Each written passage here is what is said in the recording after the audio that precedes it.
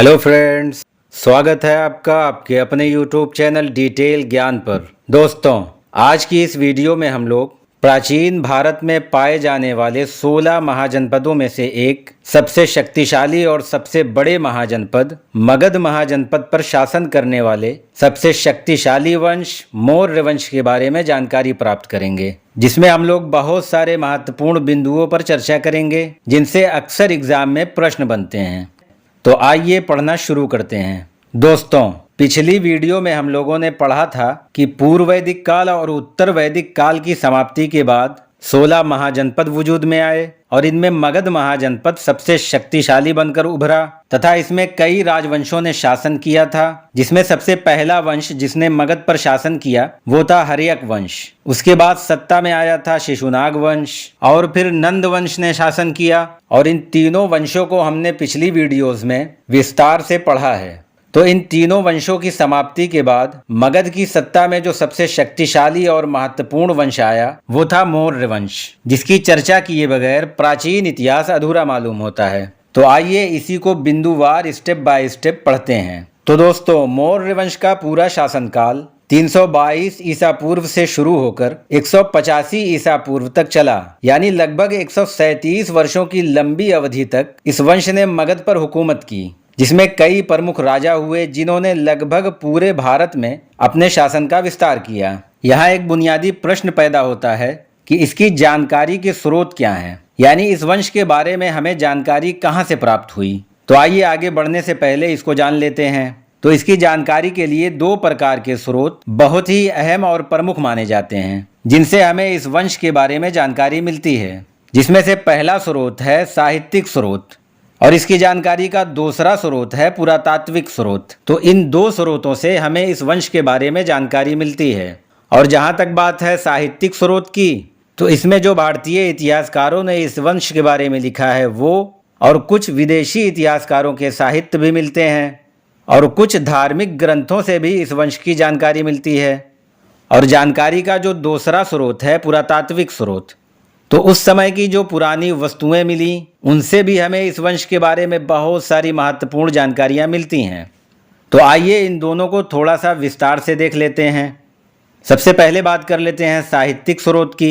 तो साहित्यिक स्रोत में सबसे पहला और महत्वपूर्ण प्रमाण है अर्थशास्त्र। आपने चाणक्य का नाम जरूर सुना होगा, जिन्हें कौटिल्य और विष्णुगुप्त के नाम से भी जाना जाता है। तो चाणक्य ने अर्थशास्त्र की रचना की और अर्थशास्त्र मुख्य रूप से राजनीतिक और लोक प्रशासन विषय पर आधारित था, जिसमें राजा के द्वारा चलाए जाने वाले प्रशासनिक तौर तरीकों की जानकारी दी गई है। अर्थात राजा किन सिद्धांतों पर शासन चलाता था, तो उन्हीं सिद्धांतों के आधार पर अर्थशास्त्र को राजनीतिक विषय की सबसे महत्वपूर्ण पुस्तक समझा जाता है। तो अर्थशास्त्र से हमें मौर्य वंश के बारे में काफ़ी जानकारी मिलती है। दूसरे नंबर पर है इंडिका। तो आपकी जानकारी के लिए बता दूं कि मेगस्थनीज, जो कि एक यूनानी था, जो चंद्रगुप्त मौर्य के शासनकाल में भारत आया था, जिसे भारतीय इतिहास का जनक भी कहा जाता है, उसने इंडिका नामक पुस्तक लिखी, जिसमें उसने मौर्य वंश के सामाजिक और प्रशासनिक हालातों का वर्णन किया। हालांकि इंडिका अपने मूल रूप में उपलब्ध नहीं है, फिर भी इससे मौर्य वंश के बारे में काफ़ी महत्वपूर्ण जानकारियाँ मिलती हैं। इसके अलावा धार्मिक ग्रंथों की बात करें तो पुराण है तथा बौद्ध और जैन धर्म के ग्रंथों, जिसमें दीपवंश, महावंश आदि ग्रंथों से भी इस मौर्य वंश के बारे में कुछ जानकारियां मिलती हैं। और इन सब में जो एक सबसे महत्वपूर्ण स्रोत है वो है मुद्रा राक्षस, जिसकी रचना विशाख दत्त ने की है। इसमें विशाख दत्त ने बताया है कि किस प्रकार चंद्रगुप्त मौर्य ने चाणक्य की मदद से नंद वंश के राजा धनानंद के विरुद्ध एक चक्रव्यूह तैयार किया, जिसकी सहायता से धनानंद को पराजित किया और मौर्य वंश की स्थापना की। तो मुद्रा राक्षस से हमें मौर्य वंश की स्थापना से संबंधित काफी अहम जानकारियां प्राप्त होती हैं। ये तो बात हुई साहित्यिक स्रोत की। अब आइए देख लेते हैं पुरातात्विक स्रोतों को, जिनसे हमें मौर्य वंश के बारे में जानकारी मिलती है। तो इसमें अशोक के अभिलेख काफी महत्वपूर्ण हैं, जिसमें शिलालेख और स्तंभ लेख आदि शामिल हैं। उन पर खुदाई करके जो अक्षर लिखे गए हैं उनसे हमें जानकारी मिलती है कि चंद्रगुप्त मौर्य और अशोक के टाइम में, स्पेशली अशोक के समय में शासन प्रशासन कैसा था तथा अशोक की जो धम्म नीति थी उसकी जानकारी भी मिलती है। इसी तरह कला, साहित्य और लिपि की जानकारी भी इन्हीं अभिलेखों से मिलती है। इसी तरह भवन, गुफा, स्तूप और मृदभांड आदि से भी मौर्य काल के बारे में बहुत सारी अलग अलग जानकारियां प्राप्त हुई हैं, क्योंकि चंद्रगुप्त मौर्य का एक बहुत ही आलीशान और विशाल राजपाट था, जिसके अवशेष हमें पाटलिपुत्र वर्तमान पटना से मिले हैं। तो इन सब से हमें काफ़ी जानकारी मिलती है। तो ये थे वो मुख्य स्रोत जिनसे हमें मौर्य वंश के बारे में काफ़ी विस्तृत जानकारी मिलती है। अब आइए देख लेते हैं कि मौर्य वंश की स्थापना कैसे हुई। तो इसके पीछे जो मेन कहानी है वो ये है कि जब मकदूनिया के शासक सिकंदर, जिसका वास्तविक नाम अलेक्जेंडर था, उसने भारत पर आक्रमण किया तो उस समय मगध पर नंद वंश का शासन था। क्योंकि इस समय मगध एक बहुत ही शक्तिशाली महाजनपद था, एक शक्तिशाली साम्राज्य था जो सिकंदर को रोक सकता था। इसीलिए चाणक्य धनानंद के पास जाते हैं, जो उस समय मगध का शासक था। चाणक्य उसके दरबार में जाते हैं और आग्रह करते हैं कि वो सिकंदर का मुकाबला करे और उसे आगे बढ़ने से रोके।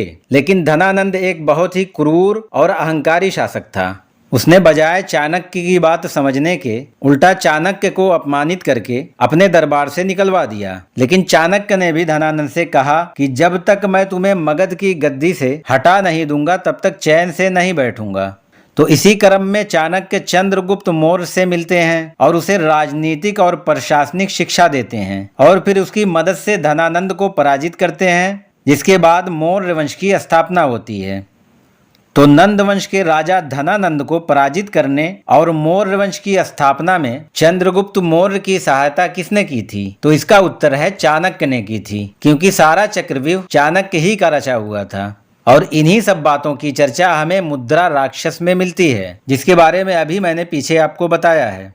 तो दोस्तों, अभी तक आपने पढ़ा कि किस प्रकार से हमें मौर्य वंश के बारे में साहित्यिक और पुरातात्विक स्रोतों से जानकारी मिलती है और किस प्रकार से मगध की सत्ता से नंद वंश की समाप्ति होती है और मौर्य वंश की स्थापना होती है, जो कि मगध महाजनपद पर शासन करने वाला सबसे शक्तिशाली राजवंश साबित होता है। अब आगे हम लोग पढ़ेंगे कि मौर्य वंश में प्रमुख राजा कौन से हुए, जैसे चंद्रगुप्त मौर्य, बिंदुसार, अशोक और आखिरी शासक बृहद्रथ के बारे में जानेंगे। तो अब आइए मौर्य वंश के शासकों के बारे में पढ़ना शुरू करते हैं। तो दोस्तों, चंद्रगुप्त मौर्य इस मौर्य वंश के संस्थापक और पहले राजा थे। इन्होंने 322 ईसा पूर्व में मौर्य वंश की स्थापना की और 298 ईसा पूर्व तक मगध पर शासन किया। तो आपको डेट याद रखनी है, क्योंकि कई बार एग्जाम में डेट के बारे में प्रश्न पूछा जाता है।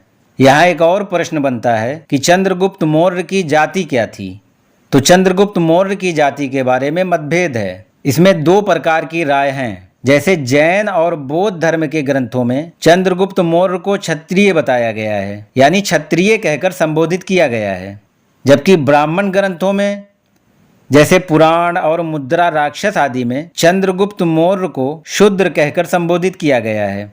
तो याद रहे कि इसकी जाति के बारे में इतिहासकारों में मतभेद है। जैन और बौद्ध धर्म के ग्रंथ इसे क्षत्रिय बताते हैं, जबकि ब्राह्मण ग्रंथों में इसे शूद्र बताया गया है। अगला पॉइंट है कि मौर्य वंश के समय में यूनानियों का भारत से काफी गहरा संबंध था। उस समय के जो यूनानी साहित्य थे उसमें दो शब्द प्रमुख रूप से मिलते हैं। पहला है सैंड्रोकोटस और दूसरा है एंड्रोकोटस। तो इसमें यूनानी इतिहासकार जस्टिन और स्ट्रैबो ने चंद्रगुप्त मौर्य को सैंड्रोकोटस कहकर संबोधित किया था, जबकि एपियन और प्लूटार्क जैसे यूनानी इतिहासकारों ने चंद्रगुप्त मौर्य को एंड्रोकोटस का नाम दिया था। लेकिन उस समय यूनानी इतिहास में लिखे इन दो नामों के बारे में कंफर्म नहीं था कि ये किस राजा के बारे में लिखा गया है। लेकिन बाद में जब 1784 में विलियम जोन्स द्वारा भारत में एशियाटिक सोसाइटी का गठन हुआ, तब विलियम जोन्स ने ही पहचाना और क्लियर किया कि यूनानी इतिहास में यूज किए गए ये दो शब्द यानी सैंड्रोकोटस और एंड्रोकोटस चंद्रगुप्त मौर्य ही के लिए यूज किए गए हैं। ये काफी इंपॉर्टेंट फैक्ट है, आप इसे याद रखिएगा कि यूनानी इतिहास में दो शब्द यूज किए गए हैं, एंड्रोकोटस और सैंड्रोकोटस, जो चंद्रगुप्त मौर्य के लिए किए गए हैं। और इसकी खोज किसने की थी? तो इसकी खोज और पहचान विलियम जोन्स ने की थी। ये एग्जाम की दृष्टि से इंपॉर्टेंट क्वेश्चन है। आइए अब आगे बढ़ते हैं। तो चंद्रगुप्त मौर्य ने मौर्य वंश की स्थापना की और अपने साम्राज्य का विस्तार करना शुरू किया और इतना बड़ा साम्राज्य स्थापित किया कि ये उत्तर में कश्मीर से लेकर दक्षिण में कर्नाटक तक और पश्चिम में ईरान और अफगानिस्तान की सीमा से लेकर पूरब में बंगाल तक अपना साम्राज्य स्थापित कर लिया। और कहा जाता है कि इतिहास में ये पहला मौका था जब किसी राजा या राजवंश ने धरती के इतने बड़े भूभाग पर हुकूमत की हो और शासन चलाया हो। और इसीलिए चंद्रगुप्त मौर्य भारत का एकीकरण और एकत्रित करने के मामले में पहला व्यक्ति और राजा के रूप में जाना जाता है, क्योंकि ये पहली बार था कि एक राजा केंद्र में होता था जो पूरे साम्राज्य पर शासन करता था। यानी यहाँ केंद्रीकृत प्रशासन था जहाँ राजा केंद्र में होता था। और इस साम्राज्य विस्तार के क्रम में चंद्रगुप्त मौर्य ने बहुत सारे छोटे बड़े क्षत्रिय राजाओं को पराजित किया था और उनके क्षेत्र को अपने साम्राज्य में मिला लिया था। लेकिन उसके सबसे अहम लड़ाई जो हुई थी वो सेल्यूकस निकेटर से हुई थी, जिसके बारे में एग्जाम में प्रश्न पूछ लिया जाता है। तो आइए इसको भी देख लेते हैं। सबसे पहले जानते हैं कि सेल्यूकस निकेटर कौन था। तो भारत पर विदेशी आक्रमण वाली वीडियो में मैंने आपको बताया था कि सिकंदर ने जब भारत पर आक्रमण किया और कुछ क्षेत्रों पर विजय प्राप्त कर ली, लेकिन जब उसके सैनिकों ने आगे बढ़ने और युद्ध करने से इनकार कर दिया तो सिकंदर जब अपने जीते हुए साम्राज्य को छोड़कर वापस जाने लगता है तो इसी सेल्यूकस निकेटर को तक्षशिला प्रांत का राजा बनाकर चला जाता है। तो सिकंदर के जाने के बाद लगभग 305 ईसा पूर्व में इसी सेल्यूकस निकेटर से चंद्रगुप्त मौर्य का युद्ध होता है और इस लड़ाई में चंद्रगुप्त मौर्य को विजय प्राप्त हुई और सेल्यूकस निकेटर युद्ध हार गया तथा दोनों यानी चंद्रगुप्त मौर्य और सेल्यूकस निकेटर के बीच एक संधि हुई जिसमें 2-3 बातों पर सहमति बनी। जिसमें से पहली बात ये थी कि चंद्रगुप्त मौर्य ने सेल्यूकस निकेटर को 500 हाथी भेंट में दिया और बदले में सेल्यूकस निकेटर ने 4 क्षेत्र कंधार, काबुल, हेरात और मकरान चंद्रगुप्त मौर्य को दिए। और दूसरी चीज ये हुई कि मेगस्थनीज जो कि एक यूनानी विद्वान और दार्शनिक था, जिसके बारे में मैंने पीछे आपको बताया कि इसने बाद में इंडिका नामक एक पुस्तक भी लिखी, तो ये मेगस्थनीज सेल्यूकस निकेटर के दरबार में एक राजदूत की हैसियत से रहा करता था। लेकिन संधि के बाद ये चंद्रगुप्त मौर्य के दरबार में आ गया और इस संधि में दोनों के बीच एक और संबंध हुआ, वैवाहिक संबंध, जिसमें सेल्यूकस निकेटर की बेटी हेलेना का विवाह चंद्रगुप्त मौर्य से हुआ, जिसके बाद संपूर्ण साम्राज्य चंद्रगुप्त मौर्य के अधीन हो गया। यहाँ अलग से एक फैक्ट हम लोग और जान लेते हैं। वो फैक्ट ये है कि यूनानी इतिहासकार जस्टिन ने अपनी पुस्तक में लिखा है कि सिकंदर और चंद्रगुप्त मौर्य की मुलाकात हुई थी, जिसमें चंद्रगुप्त मौर्य ने सिकंदर से नंद वंश के शासक धनानंद के खिलाफ सहायता मांगी थी। लेकिन बहुत सारे इतिहासकार इस बात से सहमत नहीं हैं कि दोनों की मुलाकात हुई थी। लेकिन अगर एग्जाम में आपसे पूछ लिया जाए कि सिकंदर और चंद्रगुप्त मौर्य की मुलाकात का वर्णन किस इतिहासकार ने किया है, तो आपको पता होना चाहिए कि इसका वर्णन इतिहासकार जस्टिन ने किया है, जो कि एक यूनानी था। और इसी जस्टिन और प्लूटार्क के अनुसार चंद्रगुप्त मौर्य के पास लगभग 6 लाख सेना थी, जिसकी सहायता से उसने पूरे भारत को तहस नहस करके अपने अधीन कर लिया था। तो आइए अब बात कर लेते हैं चंद्रगुप्त मौर्य के अंतिम समय की। तो अपने अंतिम समय में चंद्रगुप्त मौर्य ने जैन धर्म स्वीकार कर लिया था और जैन धर्म की दिगंबर परंपरा के संस्थापक भद्रबाहु के साथ कर्नाटक के श्रवणबेलगोला चला गया था, जहां पर चंद्रगुप्त मौर्य ने संलेखना विधि के द्वारा अपने प्राण त्याग दिए थे। तो ये संलेखना विधि क्या है?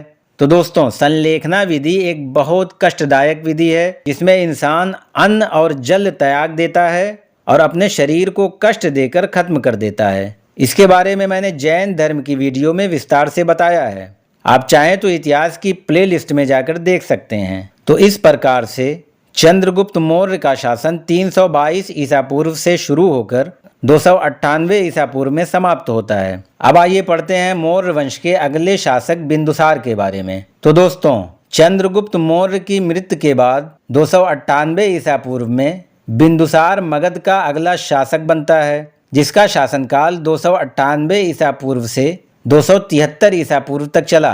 बिंदुसार को एक और नाम अमित्र घात के नाम से भी जाना जाता है, जिसका अर्थ होता है शत्रु विनाशक, यानी दुश्मनों का नाश करने वाला। और ये अनेकों बार एग्जाम में पूछा गया है। तो याद रहे कि इसका एक और नाम अमित्रघात था। इसके अलावा जैन धर्म के साहित्यों में बिंदुसार को सिंहसेन नाम से भी संबोधित किया गया है। तो अमित्रघात और सिंहसेन ये दोनों नाम बिंदुसार ही के थे। बिंदुसार के बारे में सबसे इम्पोर्टेंट फैक्ट ये है कि तक्षशिला का क्षेत्र जिसे चंद्रगुप्त मौर्य ने सेल्यूकस निकेटर को हराकर अपने साम्राज्य में मिला लिया था, उसी तक्षशिला में बिंदुसार के शासनकाल में कई बार विद्रोह हुआ, जिसमें 2 बार बड़े पैमाने पर विद्रोह हुआ, जिसमें ये क्षेत्र हाथ से निकलता हुआ दिखाई दे रहा था। तो बिंदुसार ने उस विद्रोह को काबू में करने के लिए अपने पुत्र सुसीम को भेजा, लेकिन सुसीम विद्रोह को दबाने में असफल रहा, जिसके बाद बिंदुसार ने विद्रोह को दबाने के लिए अपने छोटे बेटे अशोक को भेजा, जो उस समय अवंती का राज्यपाल था। कहा जाता है कि अशोक ने बड़े क्रूर तरीके से तक्षशिला के विद्रोह को दबाया, जिसमें बहुत ज्यादा लोगों को कत्ल किया गया, यहाँ तक कि औरतों को भी नहीं बख्शा गया। और इस क्रूरता को देखकर तक्षशिला के आसपास के राज्य भी सहम गए थे। और इसी के बाद से कहा जाने लगा कि अशोक में एक अच्छा शासक बनने की योग्यता है। तो बिंदुसार के चैप्टर में तक्षशिला के विद्रोह की ये घटना बहुत ही अहम मानी जाती है, एग्जाम और इतिहास दोनों के हिसाब से। आइए इसे एक बार और संक्षेप में देख लेते हैं। तो तक्षशिला के विद्रोह को दबाने में जब बिंदुसार का बड़ा बेटा सुसीम, जो वहां का राजकुमार था, असफल होता है, तो अशोक को तक्षशिला भेजा जाता है, जो उस समय अवंती का राज्यपाल था। तो अशोक इस विद्रोह को बड़े ही क्रूर तरीके से दबा देता है।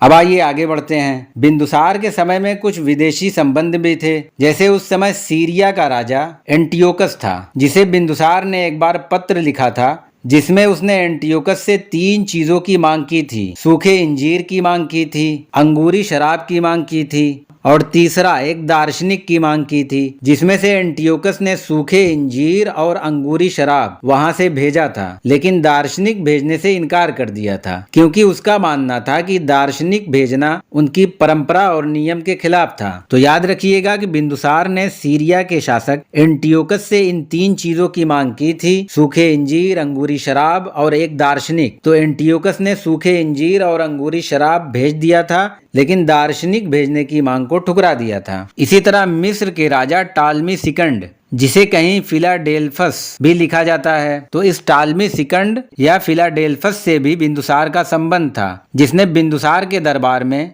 डायनोसिस नाम का एक राजदूत भेजा था। और आपसे प्रश्न पूछा जा सकता है कि मेगस्थनीस किसके दरबार में आया था? तो मेगस्थनीस चंद्रगुप्त मौर्य के दरबार में आया। इसी तरह से मिस्र का राजदूत डायनोसिस किसके दरबार में आया था? तो डायनोसिस बिंदुसार के दरबार में आया था, जिसे टालमी या फिलाडेल्फस ने भेजा था। तो ये थे बिंदुसार से संबंधित कुछ महत्वपूर्ण बिंदु, जिसे आपने विस्तार पूर्वक पढ़ा। अब आइए मौर्य वंश के सबसे अहम शासक अशोक के बारे में जानते हैं। तो दोस्तों, अशोक का जन्म 304 ईसा पूर्व में पाटलिपुत्र में हुआ था, और अशोक की मां का नाम सुभद्रांगी था। अशोक 269 ईसा पूर्व में मगध का राजा बनता है। यहाँ आप थोड़ा कंफ्यूज हो सकते हैं कि बिंदुसार की मृत्यु 273 ईसा पूर्व में हुई और अशोक राजा बनता है 269 ईसा पूर्व में। तो ये बीच के 4 सालों में क्या हुआ? तो बौद्ध ग्रंथों से ये जानकारी मिलती है कि बिंदुसार की मृत्यु के बाद अशोक के और भाइयों में राजा बनने की एक होड़ शुरू हो गई, एक संघर्ष शुरू हो गया। और इस संघर्ष के दौरान अशोक ने अपने 99 भाइयों की हत्या की, और इसी क्रम में ये 4 साल का गैप पैदा हो गया। हालांकि इस 99 भाइयों की हत्या के सिलसिले में इतिहासकारों में सहमति और असहमति दोनों देखने को मिलती है। बहरहाल आप इसे याद रखिए, एग्जाम दीजिए और आगे बढ़िए। तो अशोक का शासनकाल 269 ईसा पूर्व से 232 ईसा पूर्व तक रहा, और राजा बनने से पहले अशोक अवंती क्षेत्र का राज्यपाल था। अशोक से संबंधित सबसे महत्वपूर्ण घटना ये है कि राजा बनने के 8 साल बाद 261 ईसा पूर्व में उसने साम्राज्य और व्यापार को विस्तार देने के लिए उसने कलिंग, जो वर्तमान में उड़ीसा और उसके आसपास वाला क्षेत्र है, उस पर हमला कर दिया। और इस आक्रमण में अशोक ने बहुत ही क्रूरता दिखाई। इसमें लाखों लोग मारे गए और लाखों की संख्या में लोग बंदी बनाए गए थे। लेकिन बाद में जब उसने युद्ध क्षेत्र का दौरा किया और रोते बिलखते लोगों को देखा, तो उसे बहुत अफसोस हुआ और उसने ये फैसला किया कि अब आगे भविष्य में वो कभी युद्ध नहीं करेगा, बल्कि वो धर्म के मार्ग पर चलेगा। यानी अब वो युद्ध नीति छोड़कर धम्म नीति अपनाएगा। और एग्जाम में प्रश्न पूछा जाता है कि किस युद्ध के बाद अशोक की धार्मिक नीति में बदलाव आया था, तो कलिंग युद्ध के बाद। और उसने इस चीज का उल्लेख अपने 13वें शिलालेख में किया है कि इस युद्ध के बाद वो धम्म घोष की ओर आकर्षित और प्रेरित हो जाता है, तथा इस युद्ध के बाद वो एक बौद्ध भिक्षुक से मिला जिसका नाम था उपगुप्त, जिससे अशोक ने बौद्ध धर्म की दीक्षा ली और बौद्ध धर्म अपना लिया तथा बौद्ध धर्म के प्रचार प्रसार के लिए निकल पड़ा। अशोक ने बौद्ध धर्म के प्रचार प्रसार के लिए कुछ उपाय भी अपनाए, जैसे धर्म महामात्रों की नियुक्ति करना, शिलालेखों का निर्माण कराना तथा उन पर अच्छे अच्छे विचारों को लिखवाना, ताकि लोगों के अंदर नैतिकता और अच्छाई पैदा हो सके। इसके अलावा उसने शासन में मांसाहार को पूर्ण रूप से बंद करवाने का फैसला किया। लेकिन उसकी एक खास बात ये थी कि उसने कभी भी बौद्ध धर्म को राजकीय धर्म घोषित नहीं किया, यानी उसने इसे लोगों पर जबरदस्ती नहीं थोपा। अशोक ने अपने बेटे महेंद्र और अपनी बेटी संघमित्रा को बौद्ध धर्म के प्रचार प्रसार के लिए श्रीलंका भेजा था। ये दोनों नाम काफी इंपॉर्टेंट हैं। बेटे का नाम महेंद्र और बेटी का नाम संघमित्रा था। और पीछे आपने पढ़ा कि अशोक के पिता बिंदुसार जो कि अजीवक संप्रदाय के अनुयायी थे,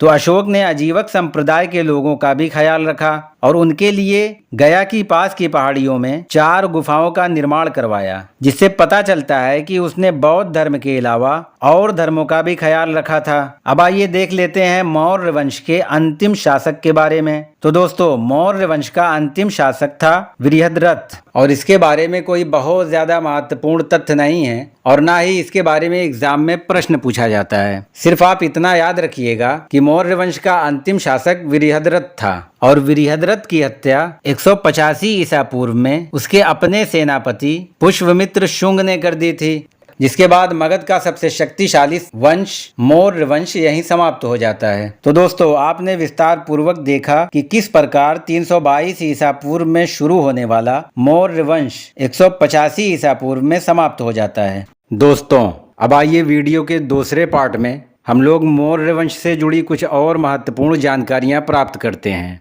जैसे मौर्य वंश की सामाजिक व्यवस्था कैसी थी, इसकी आर्थिक व्यवस्था कैसी थी, इसी तरह सैन्य व्यवस्था कैसी थी, तथा इसके अभिषेक, वास्तुकला और धम्म आदि के बारे में कुछ महत्वपूर्ण जानकारियां प्राप्त करते हैं, जिनसे कॉम्पिटिटिव एग्जाम में अक्सर प्रश्न बनाए जाते हैं। तो आइए पढ़ना शुरू करते हैं। तो दोस्तों, अशोक भारतीय इतिहास का पहला ऐसा राजा माना जाता है जिसने अपने विचारों और संदेशों को अभिलेखों के माध्यम से जनता तक पहुंचाया। यानी इसने अनेकों जगहों पर अपने विचारों को लिखवाया जो आसानी से जनता तक पहुंच पाए, ताकि लोगों में अच्छाई और नैतिकता पैदा हो सके। और जहां तक बात है अशोक के अभिलेखों की भाषा की, तो अशोक के अभिलेख प्राकृतिक भाषा में थे और इन्हें 4 लिपियों में लिखा गया था। आइए जानते हैं ये 4 लिपियां कौन कौन सी थीं और ये कहां कहां पाई गई हैं। तो इनमें पहली लिपि है ब्रह्मी लिपि और इस लिपि के अभिलेख मोस्टली भारत में पाए गए हैं। दूसरी है खरोष्टी लिपि, इस लिपि के अभिलेख पाकिस्तान में मिले हैं।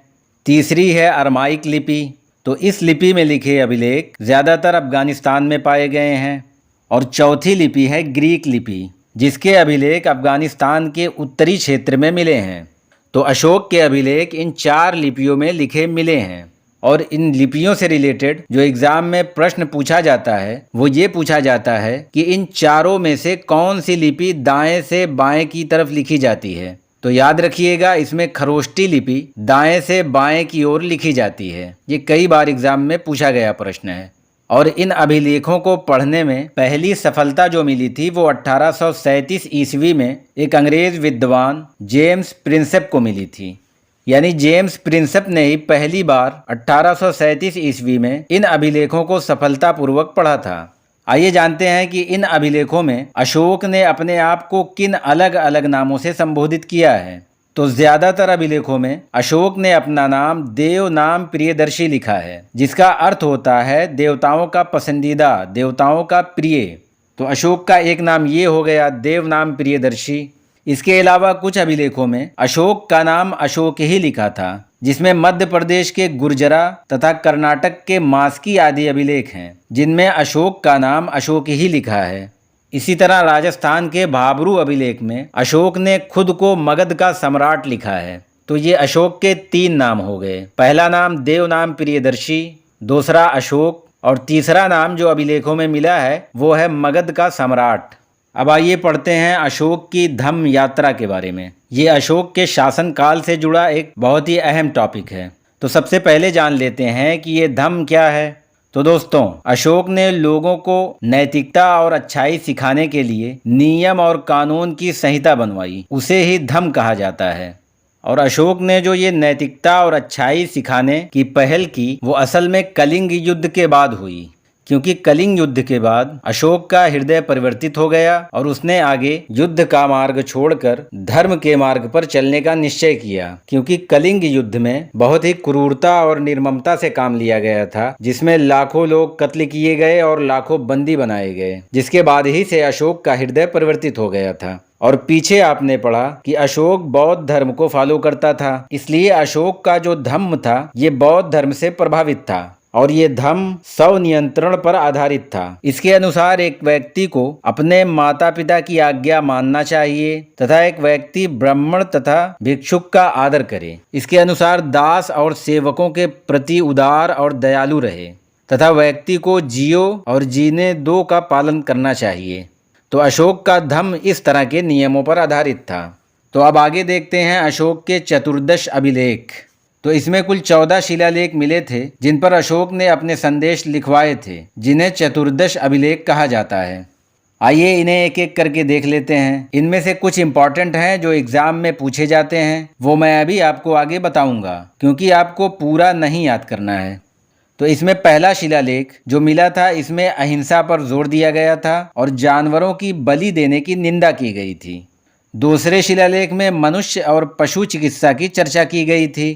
तीसरे शिलालेख में धम्म के प्रचार के लिए नियुक्त 3 अधिकारी राजुक, युक्तक तथा प्रादेशक की चर्चा की गई थी। 14 में से ये तीसरा वाला इम्पॉर्टेंट है। आपको इसमें धम्म के प्रचार के लिए जो 3 अधिकारी नियुक्त किए गए थे वो याद रखने हैं, जिनमें से पहला है राजुक, दूसरा युक्तक, तीसरा प्रादेशक। तो इसमें नियुक्त किए गए इन 3 अधिकारियों की चर्चा है। चौथे शिलालेख में भैरी घोष यानी युद्ध की जगह धम्म घोष यानी धर्म की नीति अपनाने की चर्चा की गई थी। 5वें अभिलेख में धम्म महामात्र नामक अधिकारी जो धार्मिक जीवन की देख रेख करता है उसकी चर्चा मिलती है। 6वें शिलालेख में अशोक का आदेश था कि मेरे अधिकारी जन कल्याण के कार्यों के लिए जब चाहे मुझसे बिना रोक टोक के मिल सकते हैं। 7वें अभिलेख में सभी धर्मों के बीच आपसी समन्वय की चर्चा की गई थी और ये सबसे बड़ा शिलालेख था। याद रखिएगा, 7वां अभिलेख जिसमें सभी धर्मों के बीच आपसी समन्वय की चर्चा की गई थी, ये अशोक द्वारा निर्मित करवाया गया सबसे बड़ा शिलालेख था। 8वें शिलालेख में अशोक की धम्म यात्रा की चर्चा मिलती है जो इसने राजगद्दी संभालने के 8वें वर्ष में शुरू की थी, जिसमें राज्याभिषेक के 10वें वर्ष में गया की यात्रा की थी और 20वें वर्ष में लुम्बिनी की यात्रा की थी। तो अशोक की धम्म यात्रा में ये दोनों यात्राएं यानी 10वें वर्ष में गया की यात्रा और राज्याभिषेक के 20वें वर्ष में लुम्बिनी की यात्रा, ये 2 यात्राएं महत्वपूर्ण हैं। इसी तरह 9वें अभिलेख में शिष्टाचारों और भेंट की चर्चा की गई थी। 10वें शिलालेख में कहा गया था कि राजा और अधिकारी हमेशा प्रजा की भलाई और कल्याण के बारे में सोचें। 11वें शिलालेख में धम्म की विस्तृत व्याख्या मिलती है। इसी तरह 12वें शिलालेख में स्त्री महामात्र नामक अधिकारी जो महिलाओं की स्थिति में सुधार के लिए होते थे, उनकी चर्चा मिलती है। 13वें शिलालेख में इसमें कलिंग युद्ध से संबंधित चर्चा की गई थी। इसी तरह 14वां और आखिरी शिलालेख, तो इसमें राजा अशोक ने जो लोगों को धार्मिक जीवन व्यतीत करने के लिए प्रेरित किया था, उसकी चर्चा की गई थी। अब आइए जान लेते हैं इसमें से इम्पॉर्टेंट कौन सा है जिसको आपको याद रखना है। तो इसमें पहला शिलालेख इम्पॉर्टेंट है जिसमें अहिंसा पर जोर दिया गया था। तीसरा शिलालेख इम्पॉर्टेंट है जिसमें धम्म के प्रचार के लिए नियुक्त 3 अधिकारी राजुक, युक्तक तथा प्रादेशक की चर्चा की गई थी। और 13वां शिलालेख मोस्ट इम्पॉर्टेंट है, ये एग्जाम में ज़रूर पूछा जाता है। इसमें कलिंग युद्ध से संबंधित चर्चा की गई थी। तो ये थे अशोक के चतुर्दश अभिलेख जो अभी हमने देखा, और मैंने आपको बताया कि इसमें इम्पॉर्टेंट कौन कौन सा है जिसको आपको याद रखना है। और इसमें मोस्ट इम्पॉर्टेंट 13वां है जिसमें कलिंग युद्ध की चर्चा थी। अब आइए हम लोग मौर्य काल के कुछ प्रमुख अध्यक्ष देख लेते हैं। अध्यक्ष को आप समझना चाहें तो आज के हिसाब से आप मंत्री के हिसाब से समझ सकते हैं, जिनके जिम्मे अलग अलग मंत्रालय होते हैं, जिसकी देख रेख उनकी जिम्मेदारी होती है। तो इसी तरह मौर्य काल में अध्यक्ष होते थे। तो इसमें पहला है सीता अध्यक्ष, जो कृषि से संबंधित कार्यों की देखभाल के लिए नियुक्त होता था। दूसरा है पौतवाध्यक्ष, जो माप तौल की देखरेख के लिए होता था, यानी माप तौल करने में कोई गड़बड़ न हो, इसकी देखरेख की जिम्मेदारी पौतवाध्यक्ष की होती थी। तीसरा अधिकारी होता था हस्त्याध्यक्ष। इसके नाम से ही पता चलता है कि जो हाथियों की देखभाल के लिए नियुक्त होता था उसे हस्त्याध्यक्ष कहते थे। अगला है शुल्काध्यक्ष, जो व्यापार से प्राप्त कर और चुंगी इकट्ठा करने के लिए होता था। इसके बाद है अश्वाध्यक्ष, ये घोड़ों की देखभाल के लिए होता था। अगला है सूत्राध्यक्ष, जो वस्त्र उद्योग की देखभाल करता था। अगला है सूनाध्यक्ष, जो कि बूचड़ खानों और चर्म उद्योग का अध्यक्ष होता था। इसके बाद है लक्षणाध्यक्ष, जो टकसाल यानी मौर्य काल में छपने वाले सिक्कों की देखरेख करता था। तो ये थे मौर्य काल के कुछ प्रमुख अध्यक्ष। अब आइए जानकारी प्राप्त करते हैं मौर्य काल की सैन्य व्यवस्था के बारे में, यानी मौर्य काल में सैन्य व्यवस्था कैसी और किस प्रकार की थी। तो यूनानी इतिहासकारों के अनुसार चंद्रगुप्त मौर्य की सेना में लगभग 6 लाख पैदल सेना, 30,000 घुड़सवार, 10,000 हाथी सवार और लगभग 8,000 रथ सेना थी। और सेना की देख रेख के लिए अलग से एक 30 सदस्यीय विभाग होता था, जो सेना से जुड़ी जिम्मेदारियों की देखभाल करता था। और मौर्य काल में किसी भी विभाग से जुड़ा जो सबसे बड़ा अधिकारी होता था उसे महामात्रा कहा जाता था। तो याद रखिएगा, सबसे ऊंचा और बड़ा अधिकारी मौर्य काल में जो होता था उसको महामात्रा कहा जाता था, चाहे वो जिस भी विभाग का होता था। बात करते हैं मौर्य काल के सामाजिक व्यवस्था की। मौर्य काल में समाज मुख्य रूप से 4 वर्गों में बटा हुआ था, जिसका उल्लेख चाणक्य ने अर्थशास्त्र में किया है। जिसमें पहला था ब्राह्मण, जिसे समाज में सबसे उच्च स्थान प्राप्त होता था। दूसरा था क्षत्रिय, जिसमें राजा, शासक और योद्धा आते थे, जो शासन और सुरक्षा प्रदान करते थे। तीसरा था वैश्य, जिसके अंतर्गत व्यापारी और किसान आते थे। और चौथा वर्ग था शूद्र, जिसमें श्रमिक और मजदूर आते थे। तो चाणक्य के अनुसार मौर्य काल में ये 4 वर्ग हुआ करते थे। लेकिन यूनानी विद्वान मेगस्थनीज ने भारतीय समाज को आर्थिक आधार पर कुल 7 वर्गों में बांटा था। और ये एग्जाम में पूछा जाता है कि मेगस्थनीज ने मौर्यकालीन भारतीय समाज को कितने वर्गों में बांटा है। तो मेगस्थनीज ने कुल 7 वर्गों में बांटा है भारतीय समाज को। आइए इन 7 को भी लगे हाथों देख लेते हैं। इसमें पहला है दार्शनिक, इसमें पुजारी, भिक्षुक और विद्वान आदि आते थे। दूसरा है किसान अर्थात कृषक। मेगस्थनीज के अनुसार 7 वर्गों में किसान की संख्या सबसे ज्यादा थी मौर्य काल में। तीसरा वर्ग था पशुपालक, ये पशुपालन का कार्य करते थे। चौथा वर्ग था व्यापारी। इसी तरह 5वां वर्ग था योद्धा या सैनिक। तो किसानों के बाद सबसे अधिक संख्या सैनिकों की थी, यानी इन 7 वर्गों में सबसे ज्यादा संख्या किसानों की थी। इसके बाद योद्धा वर्ग था, यानी सैनिकों की संख्या सबसे ज्यादा थी किसानों के बाद। छठा वर्ग था पर्यवेक्षक अर्थात निरीक्षक, इनके जिम्मे था व्यवस्था की निगरानी करना। और 7वां वर्ग था पार्षद या मंत्री कह लीजिए, इसमें शासक वर्ग आता था। तो इसमें आपको सिर्फ ये याद रखना है कि मेगस्थनीज के अनुसार भारतीय समाज कितने वर्गों में विभाजित था, तो 7 वर्गों में विभाजित था। अब आइए अंत में देख लेते हैं मौर्यकालीन वास्तुकला। तो दोस्तों, अशोक ने सांची के स्तूप का निर्माण करवाया था, जो कि मध्य प्रदेश में है। और सभी स्तूपों में ये सबसे बड़ा स्तूप है, यानी अशोक ने कई स्तूप बनवाए थे।